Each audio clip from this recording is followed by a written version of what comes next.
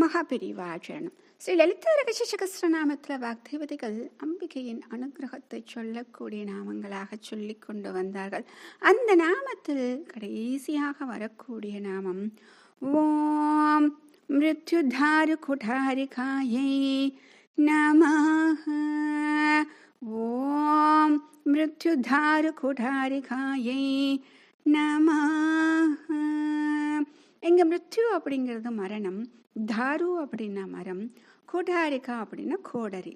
சரி, இப்போ மரணம் அப்படிங்கிறது எப்படி இருக்கு அப்படின்னா ஒரு பெரிய மரமாக இருக்கான். அப்போ மரணம் என்னும் மரத்தை விளக்கக்கூடிய கோடரியாக அம்பாள் இருக்கிறாள். முதல்ல என்ன பார்த்தோம்? அந்த ரோகம் என்ற பர்வதம் அப்படின்னு பார்த்தோமா. இப்போ இந்த மரணம் அப்படிங்கிறது வந்து பெரிய பயம் இல்லையா? அது எப்படி வளர்ந்திருக்குதுன்னா ஒரு பெரிய மரமாக வளர்ந்திருக்கிறது. அதை வெட்ட வேண்டும் என்றால் ஒரு கோடரி வேண்டும். அப்படி அந்த கோடரியாக அம்பாள் இருக்கிறார். முதல்ல பார்த்தோம் பபாரண்ய குட்டாரிகா, சம்சாரம் அப்படின்னு ஒரு பெரிய காடு, அதை வெட்டக்கூடியவளாக அப்படின்னு சொல்லிட்டு பார்த்தோம் இல்லையா? இப்போ மரணத்தை இங்கே என்ன ஓமை சொல்றாங்க அப்படின்னா மரம் என்று ஓமை, மரத்திற்கு ஒப்பிடுகிறார்கள். எதற்காக இந்த மரத்தை ஒப்பிட வேண்டும் அப்படின்னா அதனுடைய குணம், அதனுடைய இயல்பு, அது அப்படியே எப்படி வரும் அப்படின்னா அந்த மிருத்யுவுக்கு சேர்ந்து வரக்கூடியது. சரி, மரம் எப்படி வளர்கிறதுன்னு பார்க்கணும் இல்லையா? மரமானது முதலில் அந்த பூமியில நம்ம விதை போட்டுறோம். போட்ட உடனே என்ன பண்ணுது? பூமியை பிளந்து கொண்டுதான் சிறு செடியாக 2 இலைகளை விட்டுக்கொண்டு வெளியே அப்படியே தலையை நீட்டி பார்க்குது. இது அப்படியே கொஞ்சம் கொஞ்சமாக வெளியில வருதா? வந்து என்ன பண்ணுது? அப்படியே இது வளரணும். வளர்வதற்கு என்ன பண்ணணும்? பூமியில் இருக்கக்கூடிய அத்தனை விஷயங்களையும் அது எடுத்துக்கொண்டு தான் வளர்வதற்கு தேவையான அத்தனையும் எடுத்துக்கொண்டு வளர்கிறது. அப்படி பெரிதாக வளர்ந்து கொண்டு மேலே மேலே வருகிறது. இப்ப இந்த மரத்தை அழிக்க வேண்டும் என்றால் பூமியால் அழிக்க முடியுமா? கண்டிப்பாக முடியாது.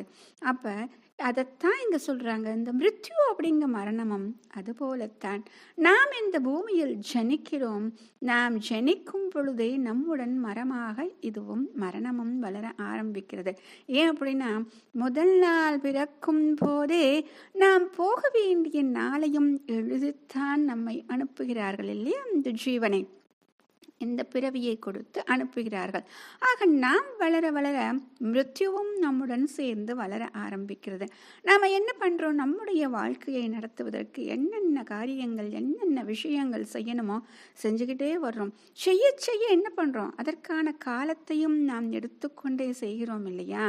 அப்போ இந்த காலத்தை நாம் எடுத்துக்கொண்டு செலவு செய்கிறோம் இல்லையா? அதுதான் அந்த மிருத்யு என்னும் மரத்தின் ஆகாரமாக இருக்கிறது. அப்போ என்ன பண்ணும் அப்படின்னா இந்த மரம் சிறிது சிறிதாக வளர்ந்து அது நம்மை தன்னுடைய கட்டுப்பாட்டுக்குள் கொண்டு வர காத்து கொண்டே இருக்குமா. ஒரு தருணத்தில் இப்போ மரமானது நல்லா வளர்ந்துருச்சுங்க, பக்கத்தில் எந்த ஒரு செடி கொடியும் வளர முடியல, இருக்கிறது பூரா அதே உறிஞ்சி அத்தனையும் எடுத்துக்கொள்கிறது. அப்படிங்கிறப்ப என்ன பண்ணுவாங்க அப்படின்னா பூமியில் இந்த மரம் இருப்பது பாரம் அப்படின்னு நினச்சிட்டு அந்த மரத்தை நாம் அழிக்கிறோம். அதுபோலத்தான் இந்த மிருத்யுவும் சரீரத்தை அழிக்க ஆரம்பிக்கும் பொழுது அதை எப்படி அழிக்கிறது அப்படின்னு ஒரு கேள்வி நம்ம கிட்ட இருக்கு. மரம் அப்படின்னு சொன்னோன்னா ஒரு கோடரி எடுத்தோம், அழிச்சிட்டோம். இப்போ இதை அழிக்க வேண்டும் என்றால் இப்போ மரத்தினாலேயே ஒரு கோடரிக்கு கைப்பிடி செஞ்சு அதை அப்படியே அழிக்கிறோம். அப்போ அதுபோலத்தான் மிருத்யுவை நம்ம நேரடியாக அழிக்க முடியுமானா முடியாது. ஏன் அப்படின்னா அவரவர்களுடைய கர்மாக்கள் உண்டு. அந்த கர்மாக்களை நாம் அனுபவித்துத்தான் தீர வேண்டும். அதனால் இப்போ என்ன பண்ணலாம் அப்படின்னா அந்த மிருத்யுவை பற்றிய பயத்தை தான் நாம் அழிக்க வேண்டும். அப்படிப்பட்டவன் மிருத்யுவை வென்றவன் ஆகிறான். எனக்கு இப்போ மரண பயம், மிருத்யு பயம் எதுவுமே கிடையாது என்றால் நான் மரணத்தை வென்றவன் ஆகிறேன் அப்படின்னு சொல்றாங்க. அந்த கோடரியாக அம்பாள் இருந்து இந்த மிருத்யு பயத்தை போக்குகிறாள். இதை தெளிவாக தெரிஞ்சுக்கணும் அப்படின்னா அபிராமி அந்த அதில் பட்ட நிறைய ஸ்லோகங்கள் 3-4 ஸ்லோகங்கள் சொல்லியிருப்பார். இந்த காலனை பற்றி, மிருத்யு பயத்தை பற்றி, இதெல்லாம் அதை போக்கக்கூடியவளாக அவள் எப்படி இருக்கிறாள் என்று சொல்வார். அதில் ஒரு சில பாடல்கள், முதல்ல சொல்லக்கூடிய ஒரு பாடல், இழைக்கும் வினை வழியே அடும் காலன் எனை நடுங்க அழைக்கும் பொழுது வந்து அஞ்சல் என்பாய் அத்தர் சித்தமெல்லாம் குழைக்கும் கலப குவிமுலை யாமலை கோமலையே உழைக்கும் பொழுது உன்னையே அன்னையே என்பன் ஓடி வந்தே அப்படின்னு அழகா சொல்றாங்க. அப்ப இங்க இழைக்கும் அப்படின்னு சொல்றாங்க இல்லையா, அந்த இழைக்கும் வினை வழியே அதுதான் அவங்க சொன்ன, நான் செய்யக்கூடிய காரியங்களுக்கு ஏற்றார் போல, அதாவது நம்ம நல்லது செஞ்சால் அதற்கு தகுந்தாற் போல் புண்ணிய கணக்கு, கெடுதல் செய்தால் பாவ கணக்கு அப்படின்னு சொல்லிட்டு நமக்கு ஒரு கணக்கு வைத்து கொண்டு நமக்கு தண்டனை கொடுக்க, ஒரு தீர்ப்பு கொடுப்பதற்கு அப்படியே நம்ம நெடுங்கிற மாதிரி ஒரு காலதேவன் வந்து நிற்கிறான். அப்படி நிற்கும் பொழுது, அந்த யமன் வந்து நிற்கும் பொழுது, காலன் வந்து நிற்கும் பொழுது நம்முடைய உயிர் என்ன பண்ணும் அப்படின்னா ஊசலாடி கொண்டு இருக்கும். அதுதான் இங்கு உழைக்கும் பொழுதுன்னு சொல்றாங்க. அப்படி நாம் இருக்கும் பொழுது நம் முன்னே ஓடி வந்து, எனக்கு முன்னே ஓடி வந்து பயப்படாதே என்று அம்பாள் சொல்வாள். அதைத்தான் சொல்றாங்க, உன்னையே அன்னையே என்பன் ஓடி வந்தே அப்படின்னு சொல்றாங்க. அழைக்கும் பொழுது வந்து அஞ்சல் என்பாய் அப்படின்னு சொல்லிட்டாங்க.